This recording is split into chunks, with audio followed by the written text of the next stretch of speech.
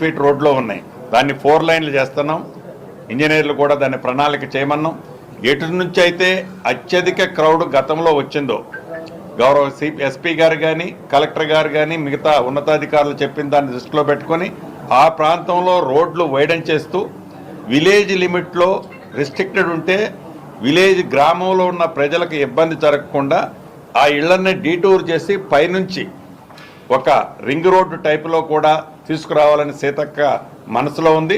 ఆ విధంగానే ప్రణాళికలు చేస్తాను. అంటే ఇప్పుడు మీరు రివ్యూ చేస్తారు కదా, ఎండోమెంట్ మినిస్టర్ లేదు, ఎండోమెంట్ మినిస్టర్ లేకుండానే మీరు రివ్యూ చేశారు. మా అంతా కేబినెట్ మంత్రులు ప్రత్యేకమైన కార్యక్రమాలు, ప్రత్యేకమైన ఆలోచనలు. ఒక్కొక్క మంత్రులు ఒక్కొక్క రోజు ఖాళీ ఉంటుంది, ఖాళీ ఉండదు. అదేమి ఇది సింగిల్ కాదు, ఇది ఎండు కాదు. ఇటువంటి రివ్యూలు నాకు తెలిసి రాబోయే రోజుల్లో కనీసం ఒక 15 సార్లు వస్తాం. మంత్లీ ఒక 3-4 టైమ్స్, 4 మంత్స్లో 3 టైమ్స్, 3 into 4 అంటే 4 మంత్స్లో 3 టైమ్స్ వచ్చినా 14-15 టైమ్స్ వస్తాం. ఇక్కడ ఈ మంత్రి గారు ఆ మంత్రి ఒకరోజు నేను లేకుండా అక్కను 2 అక్కలు వస్తారు, ఒకరోజు ఆ అక్క వస్తుంది. కన్వీనియంట్ ఉంటే 3 అక్కలు వస్తాం. లక్ష్మణ్ వస్తాడు. ఇక్కడ ఏదైతే అభూత కల్పన ఉందో ఇది ఎవరు చేసిన దైవ కార్యక్రమం. ఈ ప్రభుత్వం యొక్క ఆలోచన, గౌరవ ముఖ్యమంత్రి గారి ఆలోచన, గిరిజనులు అభిమానించే ఈ దైవం కోసం చేసే కార్యక్రమం. ఇక్కడ దాన్ని ఏ రకంగా రాంగ్ రూటో సెకండ్ థింకింగో ఏమి అవసరం లేదనేది మీడియా మిత్రులకి మనస్ఫూర్తిగా నేను తెలుపుతున్నాను.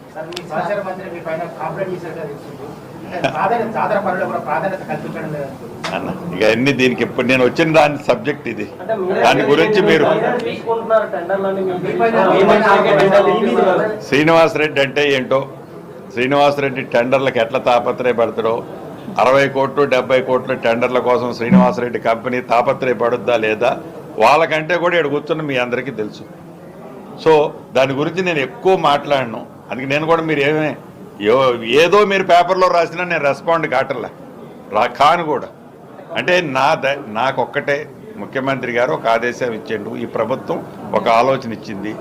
100% దాన్ని పూర్తి చేయాలనే తపన మా సురేఖక్క కానీ మా సీతక్క కానీ స్థానిక పార్లమెంటు సభ్యులు కానీ అందరినీ కలుపుకొని పూర్తి చేయడం. దానికోసం నేను ఒక్కడనే చేసేది కాదు, వాళ్ళందరి ఆలోచనలు కూడా తప్పకుండా దాంట్లో క్రోడీకరించిన తర్వాతనే ఫినిష్డ్ ప్రొడక్ట్ ఆ దైవ కార్యక్రమం పూర్తవుతుంది. 100% శాంక్షన్ అయింది. అనుబంధం ఏముంది? 211 కోట్లు. 2004 జాతర నుండి ఇప్పటి వరకు 10 జాతరలు ప్రతి తర్వాత పంచాయతీరాజ్ వల్ల రోడ్స్ శాంక్షన్ చేస్తున్నారు. 5 నుంచి 10 కోట్లు ఫండ్స్ కూడా ఇస్తున్నారు.